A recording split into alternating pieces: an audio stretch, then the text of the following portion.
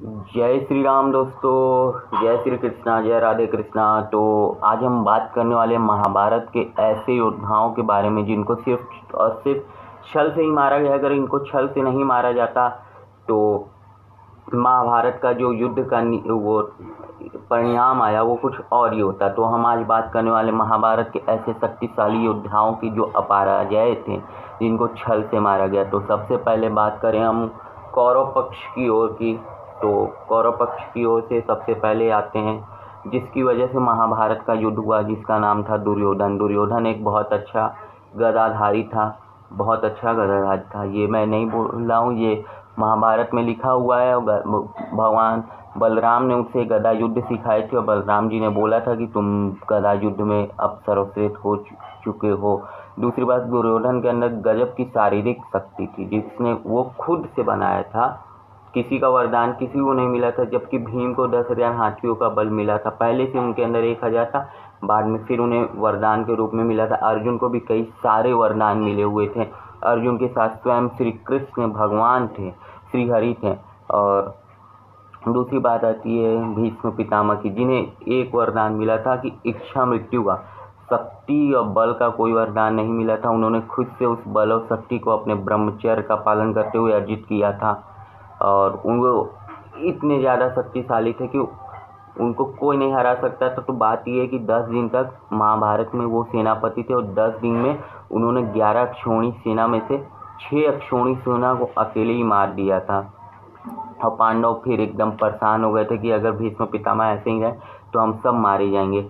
तो फिर भीष्म पितामह, श्री कृष्ण बोलते हैं उन्हें मारने के लिए आपको उन्हीं की शरण में जाना होगा। तो भीष्म पितामह 10 दिन तक लगातार बिना खाए पिए उसी कुरुक्षेत्र की रणभूमि में खड़े रहते हैं। तब पांडव वहाँ जाते हैं तो बोलते हैं पितामह आप ही बताइए अब हम लोग कैसे जीतेंगे। तो वो बोलते हैं कि शिखंडी को ले आओ, उसके आते ही मैं अपने शस्त्र छोड़ दूंगा।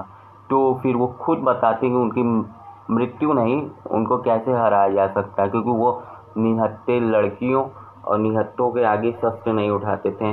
तो शिखंडी नर थी न मादा, वो फिर इसीलिए वो हार गए। फिर उसके बाद आते हैं कर्ण।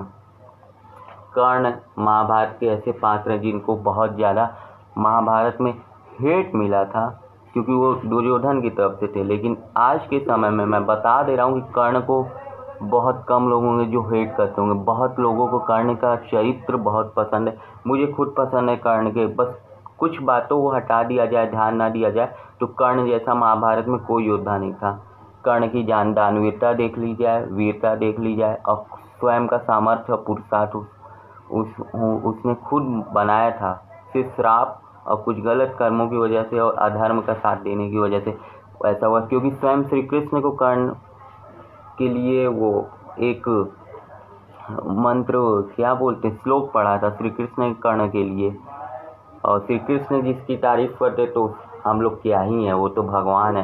तो कर्ण की कवच और कुंडल उन्हें मिले थे, वो दिव्य थे, जिसे महाभारत युद्ध में हटा दिया गया। लेकिन कर्ण के बाद विजय धनुष थे, और कर्ण की जब मृत्यु हुई तो उसके हाथों में धनुष बाण नहीं थे। श्री कृष्ण ने स्वयं बोला था अगर कर्ण के हाथों में धनुष है तो उसे हराना मुश्किल हो सकता है अर्जुन, इसलिए तुम मार दो उसे, यही लास्ट दिन है। अगर आज का दिन निकल गया तो फिर कर्ण को हराना बहुत मुश्किल हो जाएगा, जिस पे अर्जुन नहीं मानते। लेकिन श्री कृष्ण उन्हें मनवाते हैं, अभिमन्यु का बोलते हैं। और बात करते हैं अभिमन्यु की। अभिमन्यु भी महाभारत के बहुत अच्छे योद्धा थे जो पांडव की तरफ से थे। उन्हें 5-5, 7-7 महारथियों ने मिल के मारा था। वो भी बच जाते हैं क्योंकि जयद्रथ उस दिन वरदान लेके आया था। वो दूसरी कहानी अगर आप वो जानना चाहते हैं तो जल्दी से मुझे कमेंट में बता दीजिए, सब्सक्राइब कर दीजिए। तो अब बात करते हैं 5वें महायोद्धा की। तो 5वें हैं गुरु द्रोणाचार्य। गुरु द्रोणाचार्य बहुत बड़े महायोद्धा थे, उस समय महारथी थे, और उनके अंदर गजब की शक्ति थी।